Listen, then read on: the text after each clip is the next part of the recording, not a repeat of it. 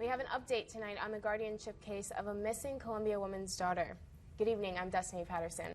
In a statement, the attorney says in part, quote, because of the suspicious circumstances of their daughter's disappearance, the uncertainty with who was involved, and a lack of communication from the Columbia Police Department, my clients need the court to hear from Corinne and Xiaolin Ji to protect the best interests of their granddaughter.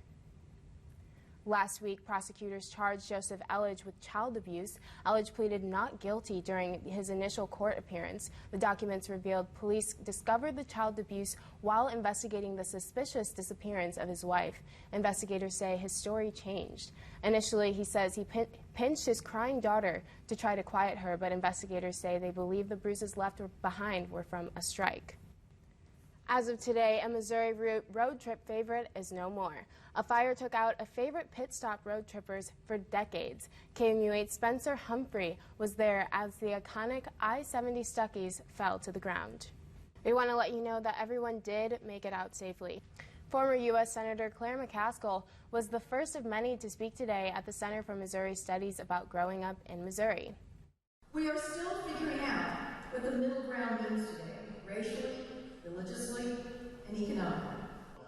McCaskill says people have recently spent too much time focusing on, quote, what divides us. She says Missourians are more alike than we think. U.S. Senator Roy Blunt was also in attendance. He says events like this help the community build connections. Over the next few years, putting people together who've had a variety of careers in our state to talk about what that career was like, how they saw Missouri change, and hopefully what they see for the future of our state as we look forward. The State Historical Society says it will be hosting several speakers for its My Missouri lecture series. Prominent Missourians will share the role their upbringing played in their careers. On Thursday, the U.S. House approved rules for taking the impeachment of President Trump to the next phase. At today's event, KMUH asked both Blunt and McCaskill about their thoughts on it. Here's what they had to say.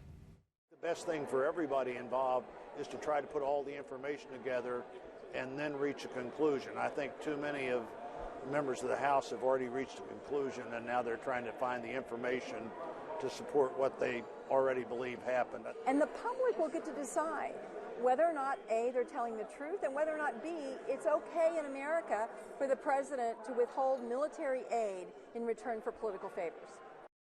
McCaskill says she does not think Republicans in the Senate will vote to impeach President Trump, but she believes the final vote will be in January.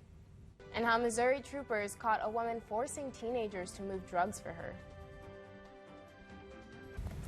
Here's a look on what we're following on KMUH News at 10. Democratic presidential candidates are out on the campaign trail in Iowa today. What they have to say, that's coming up at 10. So the tree is going to be up for about about 4 months. So the Columbia community is very excited. Yeah, about it's always my favorite part. It's fun. I love walking down past it all the time. Yeah. Well, at least we'll get some warm weather, so yeah, definitely perfect opportunity to go downtown, take pictures with the tree, with all the lights. It's gonna be a great couple of days. And there were a lot of people doing that today, including us. Yeah. So that'll be great. But that's all the time that we have tonight. We'll see you at 10.